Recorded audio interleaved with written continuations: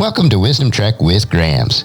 We are on day 1835 of our trek, and it is time to explore another nugget of wisdom, which includes an inspirational quote, along with some wise words from Gramps for today's trek. Wisdom is the final frontier in gaining true knowledge, and we are on our daily trek to create a legacy of wisdom, to seek out discernment and insights, and to boldly grow where few have chosen to grow before. Hello, my friend. This is Gramps. Thanks for coming along on today's trek as we increase wisdom and create a living legacy. We are told in Proverbs chapter 16, verse 16, how much better to get wisdom than gold, and sound judgment than silver.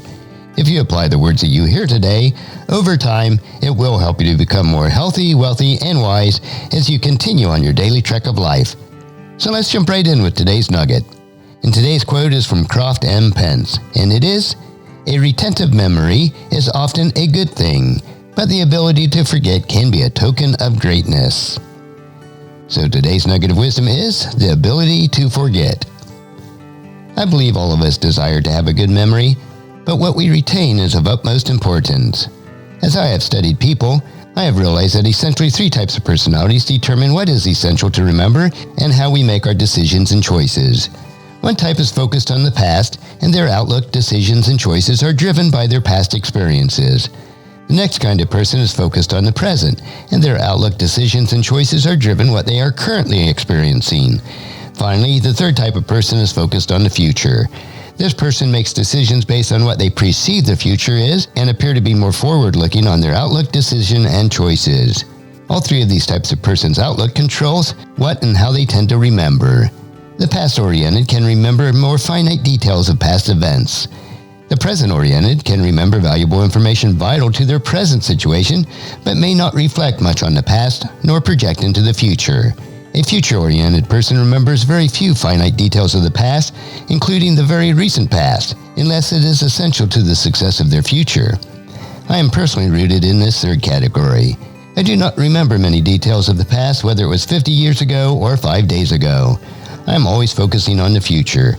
I tend not to remember something unless it is required information for future successes, like passwords, financial information, appointments, deadlines, or information that is needed to function well in the future. In those instances, I can easily remember what is vital to the future. On the other hand, Granny tends to be past-oriented, and she can remember finite details and trivia from the distant past and the not-so-distant past, especially relationship-related. But she may not be able to recall the details of a financial information she may have worked on last week. All three types of persons have their strengths and weaknesses, and God made us how we are for His honor and glory. That being said, we need to forget that which is negative and destructive and cling to that which is good and beneficial for our lives. We do need to remember God's goodness to us in the past so we can actively live for Him in the future. And our passage for today is Philippians chapter 3, verses 12 through 16. I don't mean to say that I've already achieved these things or that I've already reached perfection, but I press onward to possess the perfection that Christ Jesus first possessed in me. No, dear brothers and sisters, I have not achieved it, but I focus on one thing, forgetting the past and looking forward to what lies ahead. I press on to reach the end of the race and to receive the heavenly prize for which God through Christ Jesus is calling us. Let us all who are spiritually mature agree on these things.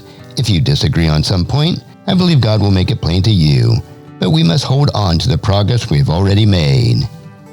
And as you ponder this nugget of wisdom for yourself, please encourage your friends and family to join us, and then come along with us tomorrow for another day of Wisdom Trek, creating a legacy. If you'd like to listen to any of the past 1,834 treks or read the Wisdom Journals, they are all available at wisdom-trek.com. And I encourage you to subscribe to Wisdom Trek on your favorite podcast player so that each day's trek will be downloaded to you automatically. And if you'd also like to receive our weekly newsletter called Wisdom Notes, please email me at guthrie@wisdom-trek.com. And thank you so much for allowing me to be your guide, your mentor, but most importantly, I am your friend as I serve you through the Wisdom Trek podcast and journal each day. And as we take this trek of life together, let us always live abundantly, love unconditionally, listen intentionally, learn continuously, lend to others generously, lead with integrity, and leave a living legacy each day. I am Guthrie Chamberlain, reminding you to keep moving forward, enjoy your journey, and create a great day every day. See you tomorrow for more daily wisdom.